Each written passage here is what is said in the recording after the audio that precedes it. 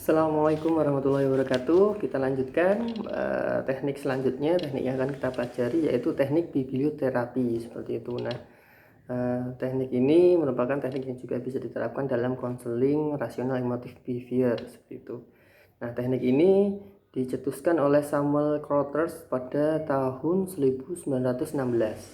Dan di sini tujuannya adalah mendeskripsikan penggunaan buku sebagai bagian dari proses konseling. Jadi dalam membantu menyelesaikan permasalahan dari konselor profesional memanfaatkan media yaitu buku. Nah, seperti itu. Jadi biblioterapi bermaksud mempengaruhi kehidupan dengan membantu konseli menemukan kesenangan dalam membaca dan melepaskan diri dari distres mental, jadi tekanan mental yang sedang dialami melalui membaca seperti itu.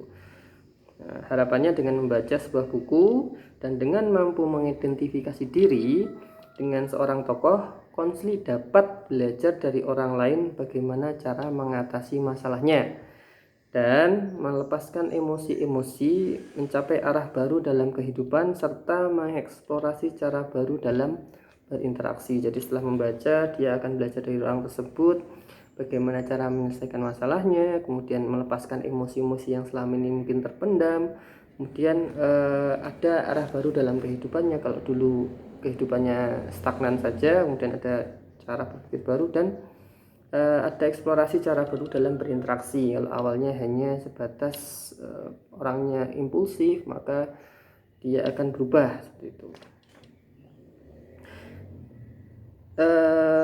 Dalam pengembangannya, biblioterapi tidak hanya memanfaatkan media buku, juga menggunakan media film dan video seperti itu.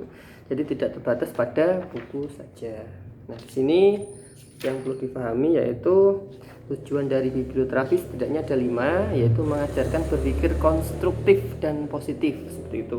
Kemudian mendorong untuk mengungkapkan masalah dengan bebas. Jadi ungkapkanlah masalahmu secara bebas, tidak ada pembatasan-pembatasan tertentu. Dan yang ketiga, membantu konseli dalam menganalisis sikap dan perilakunya.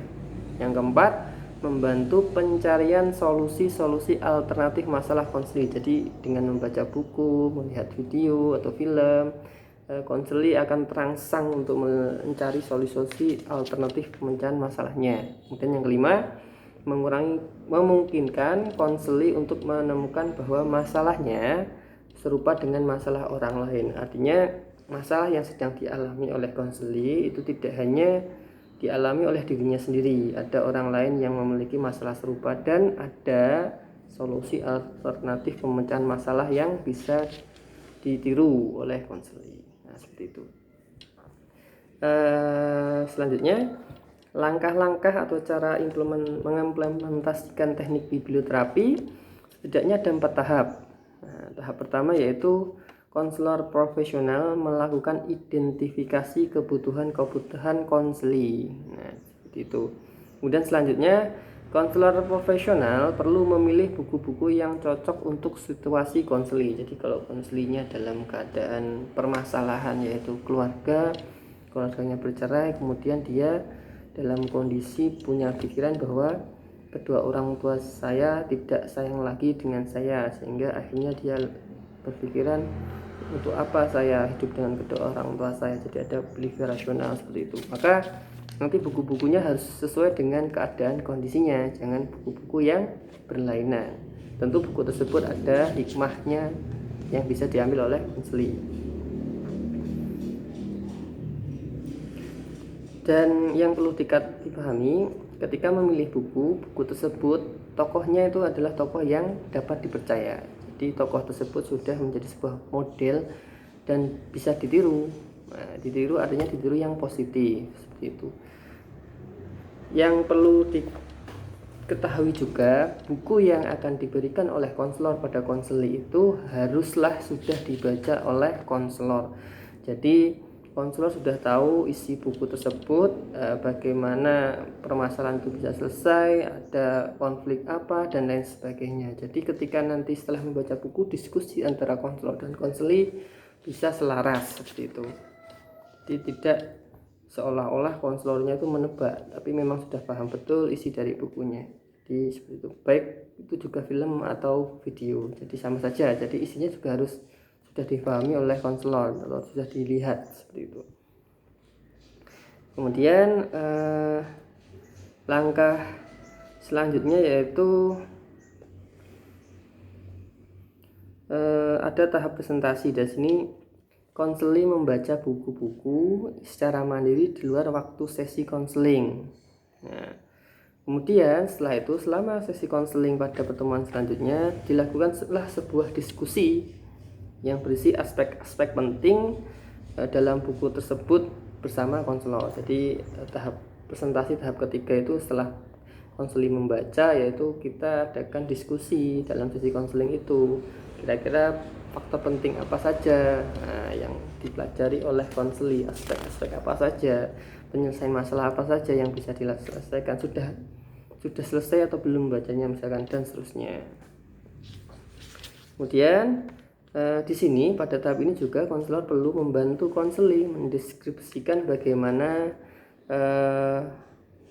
kita mengidentifikasi tokoh dalam buku tersebut atau cerita tersebut. Jadi ada tokoh A, dia memiliki peran apa, dia misalkan antagonis atau protagonis, lalu apa yang terjadi, konfliknya apa, penyelesaiannya bagaimana, terus endingnya bagaimana.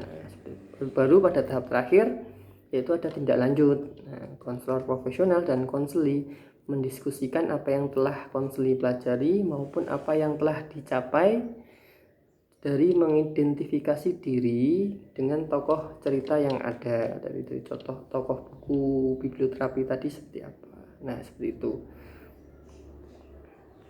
Dan yang perlu dipahami lagi, dalam mengungkapkan pengalamannya, konseli dapat melakukan diskusi, tapi juga bisa bermain peran seni atau berbagai seni kreatif lainnya. Nah, jadi tidak hanya sebatas diskusi saja, tapi juga bisa secara lebih ekspresif misalkan. Nah, seperti itu.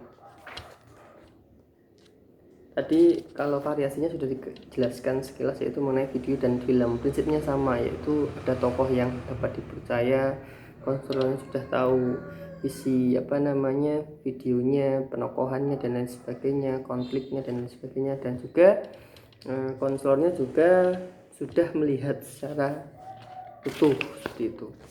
Oke, yang terakhir, kegunaan dari teknik ini membantu berbagai macam permasalahan yang dialami oleh konseli, termasuk sakit, kematian, perilaku merusak diri sendiri, self-defeating, hubungan keluarga, tadi yang dicontohkan saya, identitas, kekerasan dan penganiayaan, ras dan prasangka, seks dan seksualitas, serta gender. Jadi banyak hal yang bisa kita pelajari dengan biblioterapi seperti itu.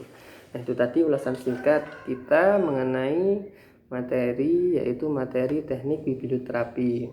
Sekian dari saya, terima kasih.